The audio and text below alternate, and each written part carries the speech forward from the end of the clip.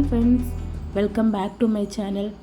இன்றைக்கி ஒரு 3 மணி போல் தான் வீட்டிலேருந்தே கிளம்புனோம். நாங்கள் பிளான் பண்ணது என்னமோ 12 மணி கிளம்பிடலான்னு பிளான் பண்ணியிருந்தோம். ஆனால் வீட்டிலேருந்து கிளம்புறதுக்கே 3 மணி ஆயிடுச்சு. ரெட்டில்ஸில் இருக்கிற ரேவதி ஸ்டோர் போகலாம் அப்படின்னு பிளான் பண்ணியிருந்தோம். அதுக்காக வீட்டிலேருந்து கிளம்பியாச்சு. போனதுமே ஃபஸ்ட்டு ஒரு டீ குடிக்கணும். ஏன்னா ஒரு 1 ஹவர் எங்களுக்கு வந்து ட்ராவல். ரேவதி ஸ்டோர் போகணுன்னாலே 1 ஹவர் ட்ராவல். அதனால் போனதுமே ஒரு டீ குடிச்சிட்டு அதுக்கப்புறமா தான் ரேவதி ஸ்டோருக்குள்ளே போனோம். ரம்ஜான் வரப்போகுதுங்கிறனால வெளியே கொஞ்சம் டெக்கரேஷன்லாம் பண்ணி வச்சுருந்தாங்க. எப்போவும் இதை விட நல்லாவே டெக்கரேஷன் இருக்கும். இந்த வாட்டி கொஞ்சம் கம்மி தான். இந்த சீலிங் எல்லாமே எனக்கு ரொம்ப பிடிக்கும். போய் அதை பார்த்துட்டே இருந்தாலே கொஞ்சம் நல்லா மனசு கொஞ்சம் நிம்மதியாக இருந்த மாதிரி இருக்கும். அவ்வளோ அழகாக போட்டு வச்சுருந்தாங்க. ஃபஸ்ட்டு ஃப்ளோர் ஃபுல்லாகவே சாரீஸ் தான். சாரீஸ் வந்து இங்கே கொஞ்சம் கம்மியாக இருக்கும். மற்ற பொருளெல்லாம் கொஞ்சம் ரேட் அதிகமாக இருக்கும். சாரீஸ் மட்டும்தான் கம்மியாக இருக்கும். இந்த லாவெண்டர் கலர் சாரியை பார்த்ததுமே எனக்கு ரொம்ப பிடிச்சி போச்சு. இதை வாங்கணும்னு சொல்லிக்கிட்டே இருந்தேன். ஆனால் என் வீட்டுக்கார் ஃபஸ்ட்டு அது வேண்டான்னு சொல்லிட்டாங்க. லாஸ்ட்டாக எனக்கு வாங்கி கொடுத்தாங்க. செகண்ட் ஃப்ளோரில் வந்து கிட்ஸ் வேர் ஃபுல்லாகவே வச்சுருக்காங்க. பாய்ஸ் அண்ட் கேர்ள்ஸ் எல்லா கிட்ஸ் வேருமே செம்மையாக இருந்தது. ஆனால் நாங்கள் கிட்ஸ் வேர்ஸ் எதுவுமே வாங்கலை, சும்மா பார்க்க மட்டும் செஞ்சோம். தேட் ஃப்ளோரில் வந்து மென்ஸு டிஷர்ட்டு அந்த மாதிரி சட்டு அந்த மாதிரி வச்சுருந்தாங்க. அது கூடவே வந்து ஸ்லிப்பர்ஸ்லாம் வச்சுருந்தாங்க. கிட்ஸுக்கு தான் அழகழகாக இருந்தது. நமக்கு கூட அவ்வளோவெல்லாம் இருக்காது போல். கிட்ஸுக்கு வெரைட்டியெல்லாம் இருந்தது. எல்லாமே சூப்பராக இருந்தது. ஆனால் ரேட்டு கொஞ்சம் ஹையாக இருந்தது. நமக்கு ரேட்டு ஹையாக இருந்தாலும் எதுவுமே வாங்க தோணாது. இது எல்லாமே ரேட்டு ஹையாக இருந்ததுனால எதுவும் வாங்கலை.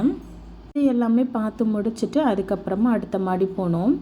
அங்கே வந்து கிராசரி ஐட்டம்ஸ், அப்புறம் வந்து ஹோம் டெக்கர் ஐட்டம்ஸ் அதெல்லாமே இருக்கும். அது கூடவே ஃபேன்சி ஐட்டம்ஸ் அந்த மாதிரிலாம் இருக்கும். நமக்கு அந்த ஃப்ளோர் மட்டும்தான் ரொம்ப நேரம் ஆகும் சுற்றி பார்க்குறதுக்கே.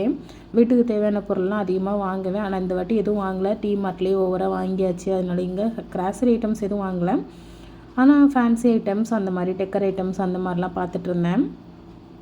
இந்த பொம்மைலாம் ரேட்டு ஓவராக போட்டு வச்சுருந்தாங்க. இதெல்லாம் பார்க்க மட்டும்தான் முடிஞ்சுது. ஆனால் வாங்கலாம் இங்கே கண்டிப்பாக முடியாது. நமக்கு ஏற்ற ரேட்டு இங்கே கிடையவே கிடையாது.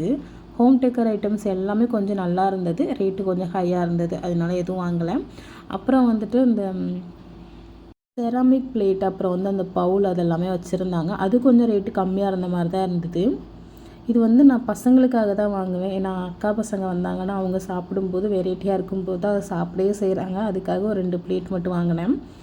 அதுக்கப்புறம் வந்து சைடு ஃபுல்லாகவே பென்ஸ் மட்டுமே வச்சுருந்தாங்க. அதை பார்க்கும்போது நான் ஸ்கூல் படிக்கும்போதெல்லாம் இந்த மாதிரி இல்லையே அப்படின்னு வாய் பொளந்து பார்த்துட்டு இருந்த மாதிரி இருந்தது. அவ்வளோ வச்சுருந்தாங்க வெரைட்டி. அதுக்கப்புறம் இதெல்லாம் பார்த்துட்டு 5th ஃப்ளோரில் போயிட்டு சாப்பிட்லான்னு போனோம். அங்கே வந்து கேன்டீன் இருக்குது. இங்கே வந்து எல்லாமே கிடைக்கும். பீட்சா, பர்கர், பிரியாணி, அப்புறம் variety rice, cool drinks, soup, ice creams எல்லாமே கிடைக்கும். அதில் போயிட்டு நான் வந்து பப்ஸு மட்டும் சாப்பிட்டுட்டு அப்படியே வீட்டில் கிளம்பிட்டோம். இது வந்து அதுக்கு அடுத்த நாள் எடுத்தது.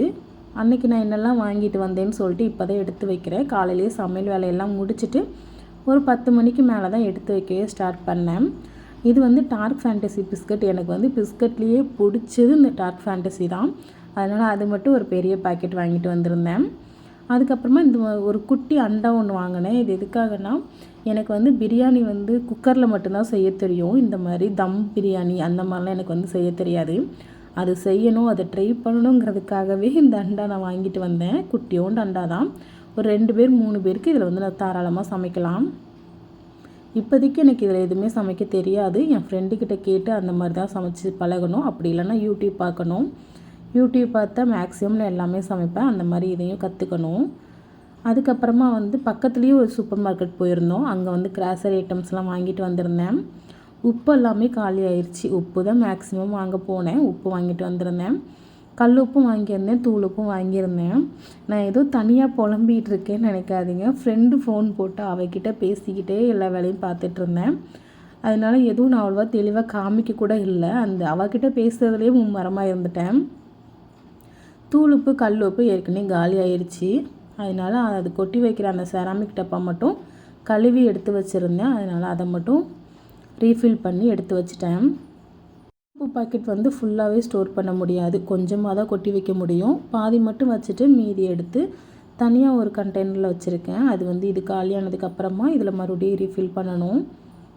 ஃபீல் பண்ணிகிட்டு இருக்கும்போதே என் மைண்டில் ஓடிக்கிட்டு இருந்தது எனக்கு வந்து பிஸ்கட் சாப்பிட்ணும் அப்படின்னு தான் ஓடிட்டே இருந்தது. ஏன்னா அது என் கண்ணு முன்னாடியே இருந்ததுனால அதை சாப்பிட்ணுன்னு தோணிக்கிட்டே இருந்துச்சு.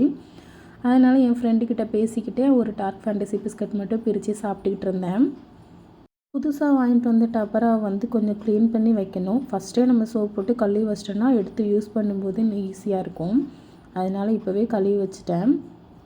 கழுவிக்கிட்டு இருக்கும்போது தான் ஞாபகம் வந்தது, ஆயில் பாட்டில் கழுவி ரொம்ப நாள் ஆச்சு. ஒரு 1 மந்த்துக்கு மேலே ஆச்சு. அது ரொம்ப கையில் பிடிக்கும் போதே கையெல்லாம் பிசு பிசுன்னு ஒட்டுற மாதிரி ஆயிடுச்சு.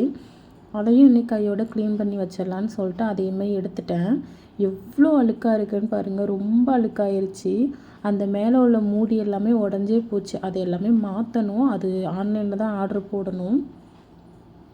இதை க்ளீன் பண்ணுறதுக்கு முதல்ல நல்லா கொதிக்கிற தண்ணியை நல்லா ஊற்றி வச்சிடணும். ஒரு 2 நிமிஷம் அந்த சூட்டில் இருந்தால் போதும். நம்ம ரொம்ப ஆறட்டும்னு சொல்லிட்டு ஆறுனதுக்கப்புறம் பார்த்தாலுமே அதிலேருந்து அழுக்கு எதுவுமே போகாது, மறுபடியும் பிசு பிசுன்னு ஆகிடும். அதனால் சூடாக இருக்கும்போதே தண்ணியெல்லாம் கொட்டிட்டு க்ளீன் பண்ண ஸ்டார்ட் பண்ணிடணும். இதை க்ளீன் பண்ணுறதுக்கு சின்ன ஈஸியான டிப்ஸ் என்னென்னா கல்லுப்பு தான்.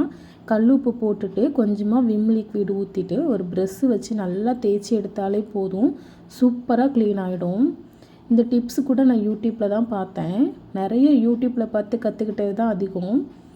நல்லா தேய்ச்சி எடுங்க. லைட்டாக ஒரு 5 மினிட்ஸ் தேய்ச்சாலே போதும், நல்லா க்ளீன் ஆகிடும் உள்ளே ஃபுல்லாக. அந்த இடுக்கில் மட்டும் தேய்க்க கஷ்டமாக இருக்கும், அது மட்டும் கொஞ்சம் அழுத்தி தேய்ச்சா போதும், சூப்பராக க்ளீன் ஆகிடும். அதுக்கப்புறம் உள்ளதை இப்படி க்ளீன் பண்ணலாம். வெளியே வந்து எப்படி க்ளீன் பண்ணாலுமே அந்த பிசுக்கு போகாது. அதுக்கு ஒரு சின்ன ஈஸியான டிப்ஸ் என்னென்னா, நம்ம வந்து அரிசி மாவு எல்லார் வீட்லேயும் இருக்கும் இல்லையா, அந்த அரிசி மாவை லைட்டாக போட்டு ஸ்க்ரப்பு எதுவுமே போடாமல் நம்ம கையை வச்சு நல்லா தேய்ச்சி விட்டாலே போதும், சூப்பராக போயிடும். இதை வந்து ஃபைனலாக அந்த லுக்கு காட்டுறேன் பாருங்கள், செம்மையாக இருந்தது. புதுசாக கடையிலேருந்து வாங்கினா எப்படி இருக்குமோ அப்படியே இருந்தது. பார்க்குறதுக்கு நீட்டாக இருந்தது. ஒரு பாட்டில் கழுவவே இல்லை, இன்னொரு பாட்டில் கழுவி வச்சுருக்கேன். எவ்வளோ டிஃப்ரென்ஸ் பாருங்கள், அவ்வளோ டிஃப்ரென்ஸ் இருந்தது.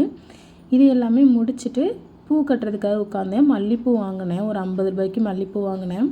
அது எல்லாமே கட்டி முடித்தாதான் கொஞ்சம் ஃப்ரீயாகும். அதனால் அந்த பூவை எல்லாமே கட்டி ஃப்ரிட்ஜில் ஸ்டோர் பண்ணி வச்சேன்.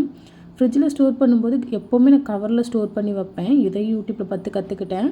ஒரு கண்டெய்னர் பாக்ஸில் கீழே வந்து டிஷ்யூ பேப்பர் வச்சுட்டு அதுக்கப்புறமா பூ வச்சுட்டு மேலேயும் ஒரு டிஷ்யூ பேப்பர் வச்சுட்டு நல்லா மூடி வச்சிட்டோம்னா 1 வீக் கூட வரும் அப்படின்னு கேள்விப்பட்டேன். ஸோ அதையும் ட்ரை பண்ணி பார்க்கலாமேன்னு சொல்லிவிட்டு இன்றைக்கி நான் ட்ரை பண்ணேன். இது எத்தனை நாள் வரும்னு தெரியலை, ட்ரை பண்ணி பார்க்கலாம். இன்றைக்கி நான் பூ எதுவுமே வைக்கலை, கொஞ்சம் தலைவலியாக இருந்தது. பூ வச்சா இன்னுமே தலைவலி வரும், அதனால் பூ எதுவுமே வைக்கலை. அப்படியே எடுத்துகிட்டு போய் ஃப்ரிட்ஜில் வச்சுட்டேன். பூ கட்டி முடிக்கிறதுக்குள்ளே நம்ம கழுவி வச்ச பாட்டில் வந்து நல்லா ட்ரை ஆயிடுச்சு. அந்த பாட்டில்லையுமே ஆயில் ஃபில் பண்ணி வச்சிடலான்னு சொல்லிட்டு அதை எடுத்துகிட்டு வந்துட்டேன். ஒரு பாட்டில் வந்து அப்படியே தான் எடுத்து வச்சிட போகிறேன். அதில் வந்து நல்லெண்ணெய் ஊற்றி வைப்பேன். நல்லெண்ணெய் காலி ஆயிடுச்சு, அது வாங்கணும். இப்போதைக்கு அந்த பாட்டில் ஃப்ரீயாக தான் இருக்குது. அகைன் ஒரு பாட்டிலில் வந்து ரீஃபண்ட் ஆயில் தான் ஊற்றி வச்சேன். எப்போவுமே 5 லிட்டர் கேனாகவே வாங்கி வச்சுருப்பேன். அதிலிருந்து கொஞ்சம் கொஞ்சமாக காலியானதுக்கப்புறம் எடுத்து ரீஃபில் பண்ணிப்பேன். இந்த வேலையெல்லாம் முடிக்கிறதுக்கு கொஞ்சம் லேட் ஆயிடுச்சு. இதுக்கப்புறம் சாப்பிட்டுட்டு டேப்லெட் போடணும். தலைவலி அதிகமாக இருக்குது, அதனால் டேப்லெட் போட்டுட்டு கொஞ்சம் நேரம் ரெஸ்ட் எடுத்தால் சரியாயிடும். இந்த வீடியோ பிடிச்சிருந்தா மறக்காமல் லைக் பண்ணிவிட்டு சேனலை சப்ஸ்கிரைப் பண்ணி வச்சுக்கோங்க. பக்கத்தில் உள்ள பெல் ஐக்கானையும் கிளிக் பண்ணி வச்சுக்கோங்க. பாய்.